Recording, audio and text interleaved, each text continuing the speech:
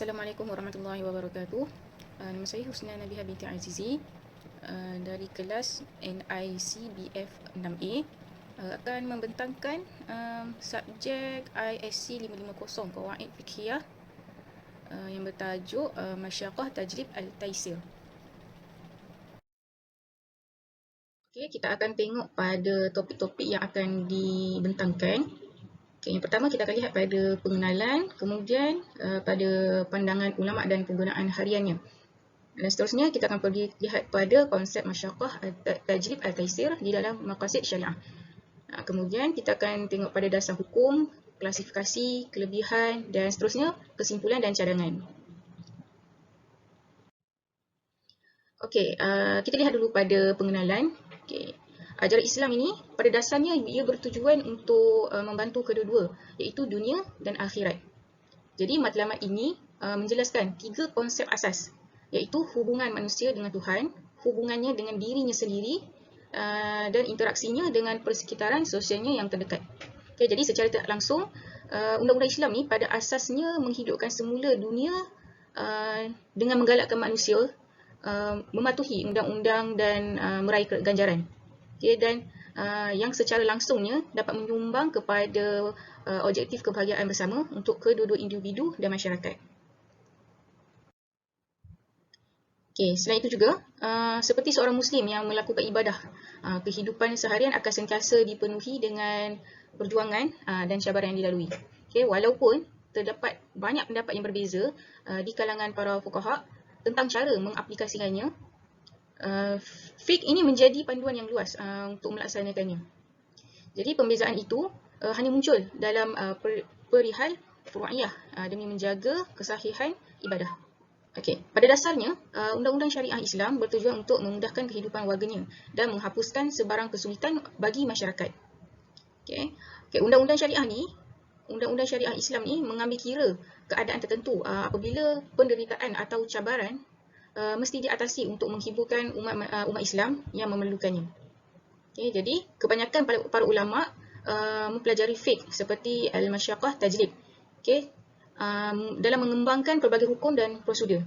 Okay, at-taisir bermaksud memberi keselesaan ketika dalam kesusahan. Jadi menurut Allah Subhanahu Wa Taala di dalam surah Al-Baqarah ayat 185. Okay, menerangkan keselesaan dan kesederhanaan adalah konsep Islam yang telah diberikan dalam kehidupan seharian umat Islam. Dan ini menjadi inspirasi untuk mengamalkan solat sama ada sedang bergembira ataupun ketika berada dalam keadaan yang mencabar. Okay, ayatnya yuridullahu bikumul yusra wa la yuridu bikumul usra wa litukmilul iddata wa litukabbirullaha ala ma hadakum wa la'allakum tashkurun.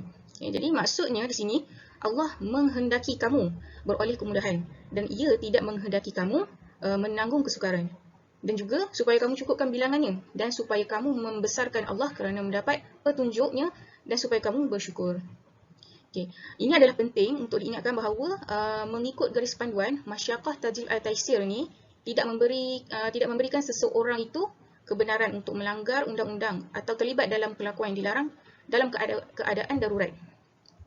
Okay, selagi ia tidak melanggar prinsip atau syariah Islam, iaitu membenarkan penggunaan kemudahan. Jadi ianya bergantung kepada keadaan dan senario tertentu. Okay. Dan prinsip tajlib at-taisir masyaqqah ni boleh digunakan secara berbeza dalam amalan. Okay, seterusnya kita lihat pula pada pandangan ulama dan penggunaan harian kaedah ini. Okay, jadi kita lihat dulu pada mazhab Hanafi. Okay, kalau dalam mazhab Hanafi ni hanya boleh digunakan dalam keadaan yang teruk. Okay, dan sangat berhati-hati untuk mengelakkan penyalahgunaannya. Okay, seterusnya dalam mazhab Maliki boleh digunakan untuk menentukan kesahihan penggunaan kemudahan dalam situasi kecemasan. Okay, dalam mazhab Syafi'i pula ianya boleh diselesaikan menggunakan keadaan masyaqqah tajlib at-taisir, tetapi hanya jika peraturan asas syariat Islam diambil kira.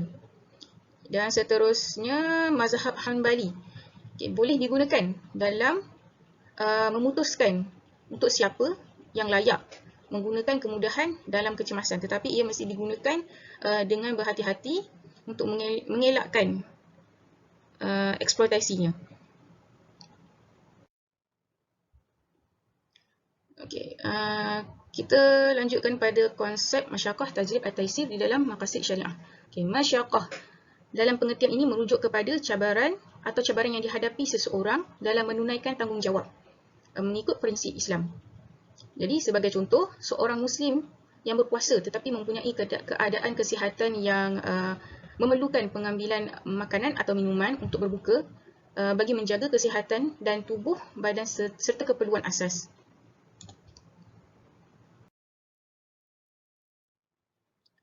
Okey, kita beralih pula pada dasar hukum. Okey, dalam dasar hukum ni walaupun terdapat beberapa ayat petikan Al-Quran yang boleh dijadikan hujah, ia juga boleh digunakan untuk menyokong peraturan lain. Dan terdapat beberapa hadis yang mempunyai kepentingan yang berkaitan dengan peraturan ini dan menjadi bukti kepada sunnah Nabi sallallahu alaihi wasallam. Okey, dan hujah-hujah ini juga boleh dipecahkan kepada 3 perkara utama.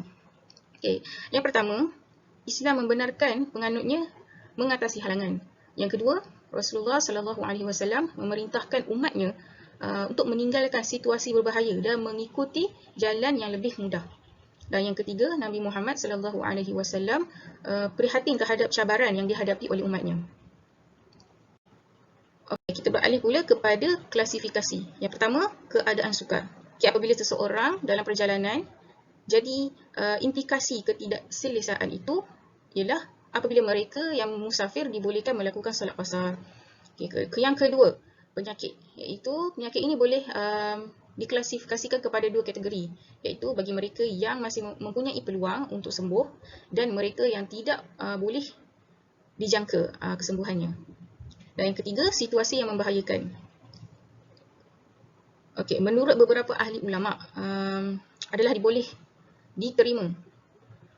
boleh diterima bagi seseorang yang terpaksa melakukan sesuatu yang lebih mudah untuk melangkah masuk apabila krisis cukup teruk sehingga membahayakan nyawa atau jiwa mereka sendiri. Okey, kemudian kita lihat pada kelebihan dalam sistem sosial politik. Okey, dalam kaedah ini mempunyai beberapa kelebihan apabila digunakan pada institusi sosial, politik dan ekonomi. Yang pertama kita lihat pada institusi sosial. Okey, kesukaran dalam masyarakat boleh menyatukan individu dan menggalakkan perasaan masyarakat, iaitu apabila orang ramai lebih cenderung untuk bersatu untuk mengatasi halangan apabila mereka mempunyai masalah bersama. Okay, dalam institusi politik pula, kesukaran membawa kemudahan boleh digunakan untuk politik untuk memberi inspirasi kepada penyokong reformasi. Orang ramai mungkin lebih cenderung untuk aktif dalam politik dan mendesak undangan yang menyelesaikan isu-isu ini apabila mereka menyedari kesukaran yang dihadapi oleh komuniti dan masyarakat mereka. Di dalam institusi ekonomi pula, konsep ini juga boleh digunakan untuk ekonomi bagi menggalakkan inovasi dan pembangunan. Perniagaan sering diilhamkan untuk membangunkan kaedah operasi yang segar dan lebih berkesan apabila mereka menghadapi kesukaran. Okey, jadi kita lihat pula pada perbincangan yang terakhir, iaitu kesimpulan dan cadangan. Baik, masyaqqah, tajrib, at-taysir ini merupakan alat yang mujarab untuk membantu manusia, kumpulan dan tamadun mengatasi halangan dan mencapai hasil yang diingini. Menyedari kemungkinan kelebihan kesukaran boleh membantu kita menjadi lebih daya tahan, berdaya cipta dan bekerjasama. Walaupun kesukaran boleh mengakibatkan perubahan yang bermanfaat, individu, kumpulan dan budaya juga boleh melaksanakan prinsip kaedah ini dengan melakukan perkara-perkara berikut. Yang pertama, cipta mentaliti pertumbuhan, iaitu cipta minda yang melihat penderitaan sebagai peluang untuk membangunkan individu dan masyarakat daripada menganggap kesusahan sebagai halangan yang tidak dapat diatasi. Yang kedua, galakan. Okay, menggalakkan kerjasama dan bantuan bersama di kalangan individu dan kumpulan yang berhadapan dengan isu yang sama untuk memupuk perpaduan. Ini mungkin memupuk perasaan perpaduan dan tujuan bersama. Kemudian inovasi. Okay, ini membantu orang ramai dalam menghasilkan respons yang segar dan lebih mujarab terhadap masalah. Jadi secara umumnya kaedah masyaqqah, tajrib, at-taysir ni boleh mengatasi halangan dan menghasilkan hasil yang bermanfaat. Baik, jadi secara umumnya kaedah masyaqqah, tajrib, at-taysir ni boleh mengatasi halangan dan menghasilkan hasil yang bermanfaat dengan mengamalkan falsafah ini juga dan mengambil tindakan untuk melaksanakannya dengan jayanya. Jadi itu saja daripada saya. Terima kasih kerana memberi peluang kepada saya untuk menerangkan tentang tajuk ini. Assalamualaikum warahmatullahi wabarakatuh. Sekian, terima kasih.